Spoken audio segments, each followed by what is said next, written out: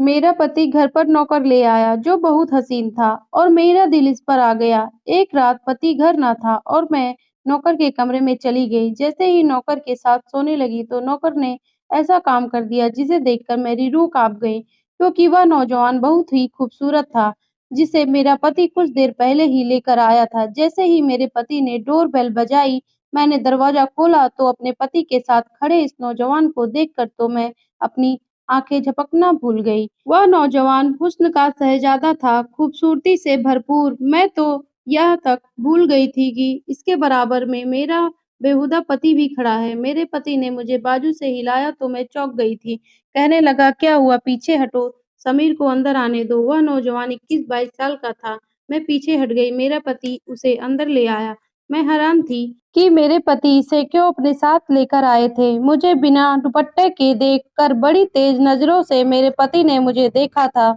मैं घर पर अकेली रहती थी और मेरे घर पर पति के अलावा कोई नहीं था, इसलिए मैं दुपट्टा नहीं ओढ़ती थी। लेकिन जब इसकी नज़रों ने मुझे एहसास दिलाया कि आज इसके साथ एक नौजवान लड़का भी है, तो मैं फ़ौरन से कुर्सी पर रखा दुपट्टा खुद पर ओढ़ लिया।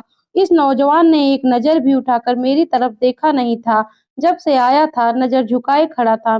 मैंने अपने पति से पूछा कि यह कौन है? वह कहने लगा, यह बेसहारा नौजवान है, लेकिन है शरीफ, इसलिए मैंने इसे घर में नौकरी के लिए रख लिया है। यह घर के छोटे-मोटे काम तुम्हारे साथ करवा दिया करेगा। हालाँकि यह बात सुनकर मुझे बुरा लगना चाहिए था कि एक नौजवान को मेरा पति घर ले आया, वह भी घर के काम-काज करवाने के लिए। हालाँकि वह जानता था कि मैं पूरा दिन घर में अकेली होती हूँ। ऐसे में एक नौजवान लड़के का मेरे साथ होना एक गलत बात है, लेकिन मुझे बुरा नहीं लग रहा था। अंदर ही अंदर न जाने क्यों मैं अपने पति के इस फैसले से बड़ी ही खुश थी। मैंने कहा, यह तो आपने बहुत अच्छा किया, क्योंकि मुझे घर के काम करने में बहुत मुश्किल पेश आ रही थी और फिर जब बाज़ार से सामान लाना होता है तो मैं तो थक जाती हूँ। वह कहने लगा, हाँ, इसलिए तो रखा है ताकि तुम्हें बाहर ना जाना पड़े, तो तुम बाहर के सारे काम इसे करवा सकती हो और घर के भी छोटे-मोटे काम भी वह कर दिया करेगा। हमारा घर बहुत बड़ा तो नहीं था कि नौकरों के लिए कोई क्वार्टर होता, इसलिए मेरे पति ने घर का स्टोर रूम इस लड़के के लिए खाली कर दिया। मेरे पति ने वहीं पर एक चारपाई रख दी और एक पंखा भी लगा दिया। फिर मेरे पति ने एक प्लेट में खाना डाला, वह भी इसे स्टोर रूम में दे दिया। मुझे कहने लगा कि जब कोई काम ना हो तो इसे घर में ज़्यादा घूमने-फिरने मत देना, इसे कहना कि स्टोर रूम में रहा करे। मैंने कहा, ठीक है। न जाने क्यों मेरे अंदर एक अजीब-सी कैफ़ियत जन्म ले गई थी। मुझे पूरी रात सुकून से नींद नहीं आई थी। आँखें बंद करती तो इस नौजवान का चेहरा मेरी आँखों के सामने आने लगा। न जाने क्यों, लेकिन मेरा दिल यह चाह रहा था कि जल्दी से सुबह हो जाए और मेरा पति अपने काम पर चला जाए। मैं इस नौकर को जी भर के देखूँ, जिसकी एक झलक ने मुझे दीवाना-सा करके रख दिया था। इतना हुस्न तो मैंने आज तक किसी लड़के के चेहरे पर नहीं देखा था, जितना इस नौजवान के चेहरे पर था। बस मुझे हैरत यह है कि ये कैसा अजीब शख्स था। इसने एक बार भी मेरी तरफ आँख उठाकर नहीं देखा था। अगले दिन सुबह मैं जल्दी उठ गई। मैं किचन में नाश्ता बना रही थी कि जब मेरे पति ने स्टोर रूम के दरवाजे पर दस्तक दी। वह नौजवान बाहर आ गया। मेरे पति ने कहा कि घर का सामान ले आओ और अपने मालकिन के साथ ज़रूरी काम करवा लो, फिर मैं तुम्हें दुकान ले जाऊँगा। यह सुना था कि मैं परेशान-सी हो गई। मेरा पति उसे दुकान क्यों लेकर जा रहा था? वह तो इसे घर के लिए लाया था। मैंने आमलेट रखा और गैस बंद करके बाहर आ गई। मैंने कहा कि आप इसे कहाँ ले जा रहे हैं? यह तो अपने घर के काम-काज के लिए रखा है ना? मेरी बात सुनकर मेरे पति पहले तो मुझे घूर कर देखने लगा, फिर कहने लगा कि पूरे दिन यहाँ पर क्या करेगा? अभी 1 घंटा है, तुम्हें जो काम करवाना है तुम करवा लो। मैं इसे अपने साथ दुकान लेकर जाऊँगा और फिर रात को यह मेरे साथ आया करेगा और रात को भी तुम्हारे साथ जो काम होगा करवा दिया करेगा। यह सुनकर मैं उदास रह गई थी। मैंने नाश्ता बेदिली से बनाया। वह नौजवान किचन में आ गया, कहने लगा, दीदी कोई काम है तो बता दीजिए। मैंने पलट के उसकी तरफ देखा, वह अब भी नज़र झुकाए हुए बात कर रहा था। इसके दीदी कहने पर तो मैं तन-बदन में आग सी लग गई थी। ठीक है कि मैं इससे कुछ साल बड़ी थी, लेकिन दीदी तो बिल्कुल ना थी। मैंने कहा, देखो मेरा नाम सनम है, मुझे सनम कहा करो। मैं इतनी बड़ी नहीं हूँ कि तुम मुझे दीदी बोलो। मैंने बड़े गुस्से में उसे ये कहा था। फिर मैंने गुस्से से बर्तन सिंक में रखे और उससे कहा कि बर्तन धोकर और किचन साफ करके फिर जाना। यह कहकर मैं बाहर आ गई। मेरा पति तैयार हो रहा था। तैयार होकर जब तक वह नाश्ता करके निपटा, तो वह नौजवान भी किचन की साफ-सफाई कर चुका था। बाजार से सामान भी ले आया था।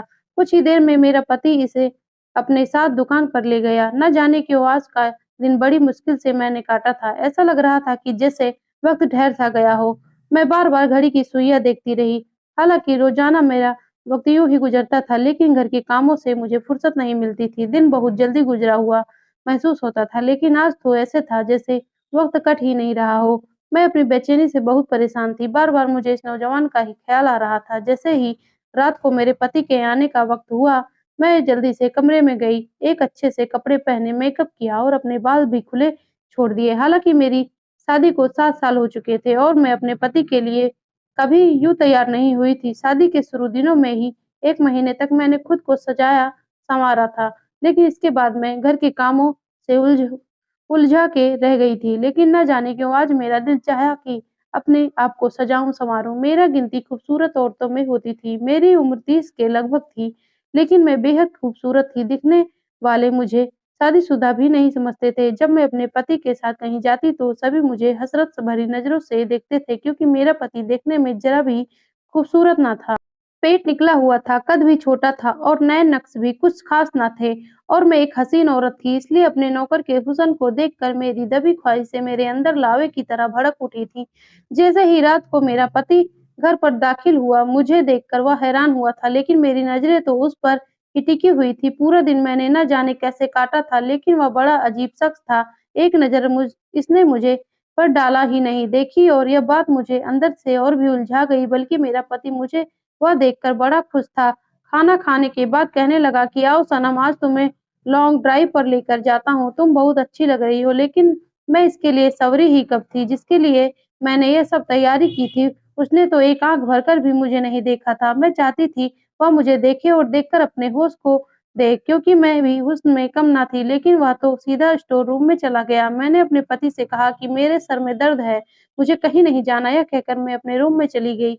बड़े ही बेदिली से मैंने चूड़ियाँ उतारकर सामने ड्रेसिंग पर फेंक दी, अपनी ज्वेलरी उतारी, बालों को जूड़ा बनाकर बालों को क्लेचर लगा लिया और कपड़े भी बदल लिए, मुँह भी धो लिया। अब यह सोचने लगी कि किस तरह से इस नौजवान को अपने पास खींचूँ। मेरे दिमाग में बस एक तरकीब आई थी। अपने पति के उठने से पहले मैं छत पर चली गई, धुले हुए कपड़े उतारे और साड़ी उतारे हुए जानबूझकर अपना पाँव मोड़ लिया और मैं अपना बैलेंस ना बना पाई और धड़ाम सीढ़ियों से गिर गई। मेरे पैर पे अच्छी खासी मोच आ गई थी, घुटना अलग सूज गया था। मैं रोने लगी, चिल्लाने लगी। मेरा पति और वह नौजवान दोनों ही अपने कमरे से निकल कर बाहर आ गए। मुझे मेरे पति ने जब छत की सीढ़ियों के नीचे देखा तो कहने लगा, "क्या हुआ?" मैंने कहा कि मेरा पाँव टूट गया है।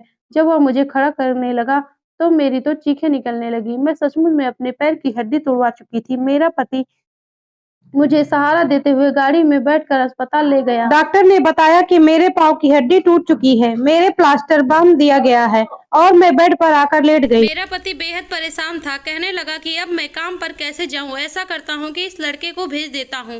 फिर कहने लगा कि इसे तो अभी दुकान पर जाए हुए कितने दिन हुए हैं, इसे तो दुकानदारी का पता भी नहीं है। मैंने कहा कि आप अपनी दुकान पर जाएं, इस लड़के को यहाँ छोड़ जाएं। अगर मुझे किसी चीज़ की ज़रूरत होगी तो मैं इसे कह दूंगी।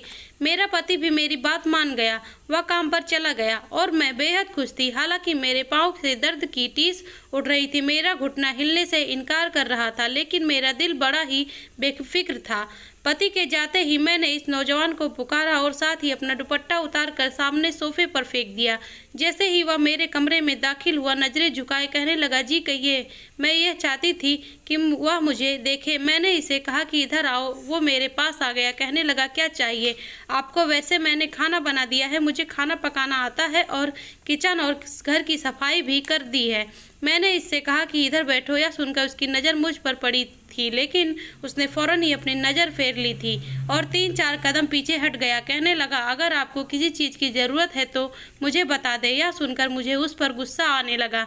मैंने कहा, मेरे पैर में बहुत ज़्यादा दर्द है और मुझे कमरे की घबराहट हो रही है, मुझे बाहर लॉन्च में बैठना है, मुझे सहारा देकर बाहर बैठा दो। मैं चाहती थी कि वह मेरे करीब आए। यह सुनकर वह हैरत का शिकार हुआ था। वह कहने लगा कि मैं ऐसा नहीं कर सकता, रात को सभी आएंगे तो ही आप बाहर आ सकती है। यह कहकर वह कमरे से बाहर निकल गया। मुझे इस पर जी भर के गुस्सा आने लगा। वह समझता क्या था खुद को? जितना मैं उसके पास जाने के बहाने ढूंढती थी, उतना ही मुझसे कतराता था। लेकिन एक बार मुझे मौका मिल गया। जैसे ही मेरा पति काम के लिए घर से बाहर निकला, मैं जानबूझकर चिल्लाने लगी। जैसे ही गिर गई हो। मैं बेड का सहारा लेकर जमीन पर बैठ गई, बैसाखी भी एक तरफ फेंक दी। जैसे लगा हो कि मैं बेड से नीचे गिर गई हूँ। समीर जैसे ही कमरे में दाखिल हुआ, मैं चिल्लाने लगी, रोने धोने का ड्रामा करने लगी। वह मेरे पास आ गया, मजबूरन उसे मुझे सहारा देना पड़ा। जैसे ही उसने मेरा बाजू अपने कंधे पर रखा और मेरी कमर पर हाथ रखकर मुझे उठाने की कोशिश करने लगा, उसकी इस हरकत पर मेरा दिल खूब जलने लगा। मैं बेहद खुश थी। मैं यही तो चाहती थी कि इसने मुझे बेड पर बैठाया, फिर तो मैंने यह सिलसिला ही पकड़ लिया था। मैं बार बार इसे पुकारती, वह बेचारा मजबूरन मुझे सहारा देता।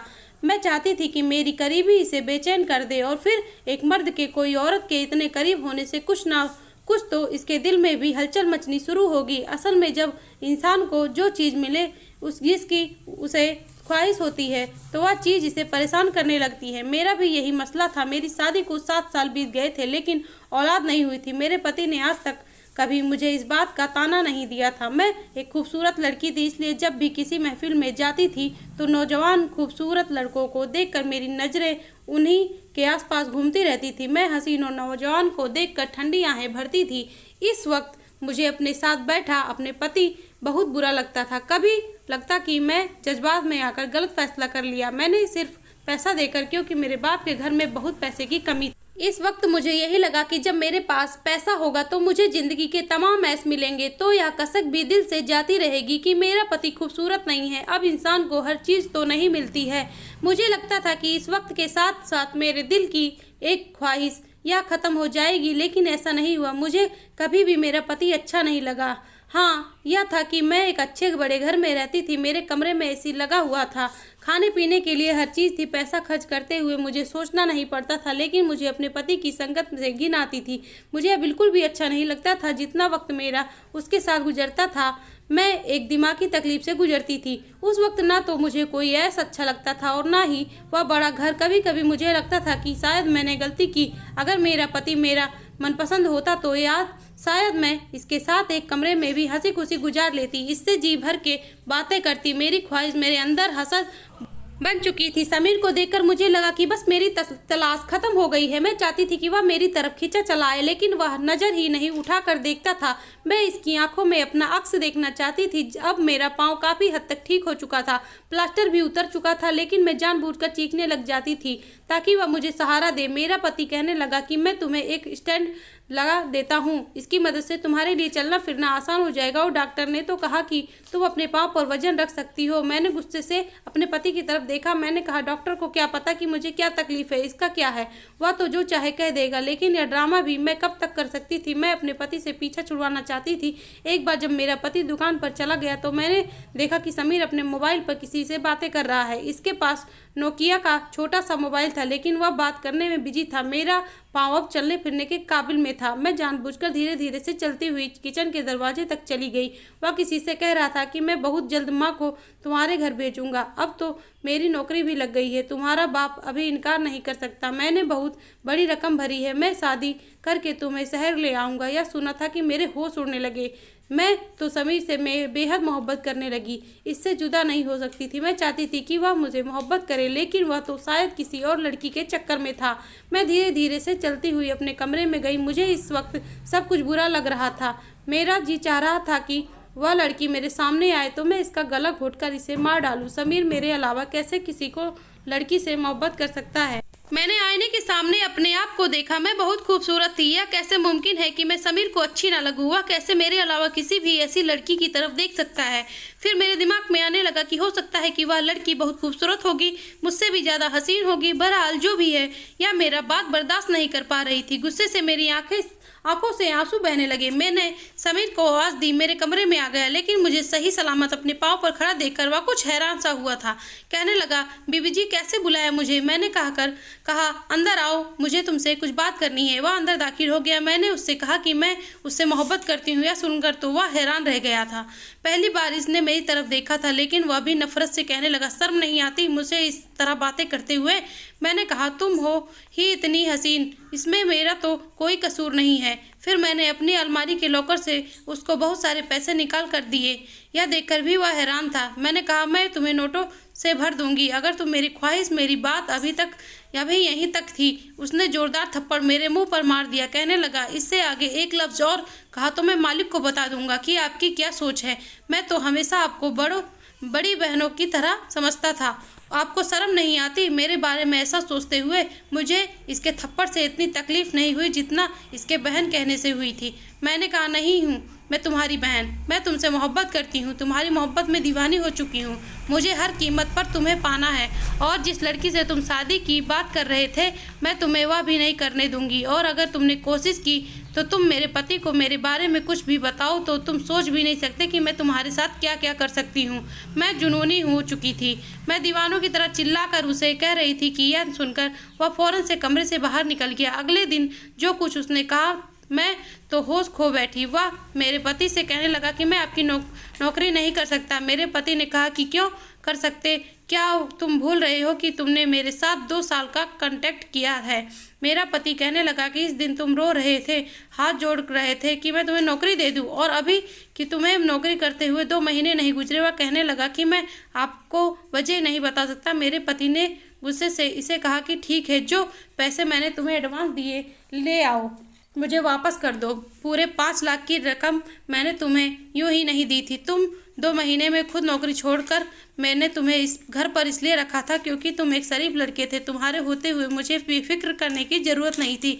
मेरी बीवी सुरक्षित नहीं है, मुझे इतना भरोसा है तुम पर, बस इसी तरह वजह से मैंने तुम्हें रखा था। वह वैसे भी कल शहर से बाहर जा रहा हूँ, 3 दिन बाद वापस लौटूंगा, इसलिए 3 दिन तक तो मैं तुम्हें कोई छुट्टी नहीं दे सकता। वापस आकर तुम चले जाना और मेरी रकम मुझे वापस कर देना चाहिए। मेरा पति 3 दिन के लिए कहीं जा रहा था। यह सुनकर तो मैं बहुत खुश थी। उन 3 दिनों में तो समीर से अपनी हर ख्वाहिश पूरी करवा सकती थी। समीर यह सुनकर बहुत परेशान हुआ था। अगले ही दिन मैंने अपने पति का बैग तैयार कर दिया। वह कहने लगा, इसका जरा ध्यान रखना, कहीं भागने की कोशिश न करे। पूरे 5 लाख एडवांस ले चुका है, इसे सख्त जरूरत थी। इसका चाचा इसकी कजन से शादी किसी और से करा देता। 5 लाख देकर ही इसने अपना रिश्ता वहाँ पक्का किया है। मुझे अब समझ आ गया था कि क्यों यहाँ पर काम कर रहा था। मेरा पति चला गया, समीर भी दुकान पर चला गया। वह रात को लौटा तो इस वक्त मैं अपने हुस्न के साथ उसके सामने खड़ी थी। मुझे देखकर इसने अपनी नज़रें बदल ली। मैं खूब तैयार हुई थी। वह सीधा स्टोर रूम में चला गया और अंदर से दरवाज़ा लॉक कर लिया। यह कहकर देखकर मुझे उस पर गुस्सा आने लगा। मैंने कहा, दरवाज़ा खोलो। कहने लगा, आप यहाँ से जा सकती हैं, मैं दरवाज़ा नहीं खोलूँगा। बहरहाल मैं काफ़ी देर तक इसका दरवाज़ा बजाती रही, फिर थक कर अपने कमरे में आ गई। मुझे इस पर बहुत गुस्सा आ रहा था। मैं बेबस थी। रात के 3 बजे मेरे दिमाग में एक ख्याल आया कि स्टोर की चाबी तो मेरे ही पास है। मैंने दराज से स्टोर की चाबी निकाली और बहुत आहिस्ता से स्टोर खोले। सामने चारपाई पर समीर मुंह पर चादर लिए हुए सो रहा था। मैंने धीरे से स्टोर का दरवाज़ा बंद किया और इसके चारपाई पर जाकर लेट गई। कमरे में गुप अंधेरा था। जैसे ही मैं इसके गले लगी, मेरे कानों में जो आवाज़ सुनी मेरे होश उड़ाने के लिए काफ़ी थी। वह तो मेरे पति की आवाज़ थी। मैं एकदम उठकर बैठ गई। एक टॉर्च लाइट थी जो मेरे मुंह पर पड़ी थी। इसकी रोशनी से मैं चारपाई पर लेटे शख्स को भी देख चुकी थी। वह मेरा पति था। यह देखकर मेरे होश उड़ गए। वह कहने लगा, तुम्हारी हर बात मुझे समीर बता चुका था और मैंने झूठ बोला था कि मैं तुम्हारे दूसरे शहर जा रहा हूँ। मैं तुम्हारी असलियत देखना चाहता था। मैं रोने लगी। मेरी सारी सच्चाई मेरे पति के सामने आ चुकी थी। इसने वही मुझे तलाक दे दिया और कहने लगा कि सुबह अपने घर वापस चली जाना, क्योंकि मैं बदसूरत औरत के साथ जिंदगी गुजार सकता हूँ लेकिन बेवफा औरत के साथ नहीं। मर्द पूरा दिन मेहनत करके अपनी बीवी की तमाम ख्वाहिशें और ऐश सिर्फ इसलिए पूरी करता है कि इसे अपनी बीवी की वफादारी मिले, वरना पैसे देकर तो कोई भी गलत औरत बिस्तर पर लेटने को तैयार हो जाती है। मैं अपना सब कुछ खो चुकी थी। काश कि मैंने अपनी नज़रों की हिफाजत की होती जैसे कि एक मर्द होते हुए समीर ने की थी। इसलिए कहते हैं अपने पति के प्रति हमेशा वफादार होना चाहिए। और ये कहानी कैसी लगी आपको प्लीज़ कमेंट में ज़रूर बताइएगा और साथ ही हमारे चैनल को लाइक और सब्सक्राइब करना ना भूलिएगा। Thanks for watching my video.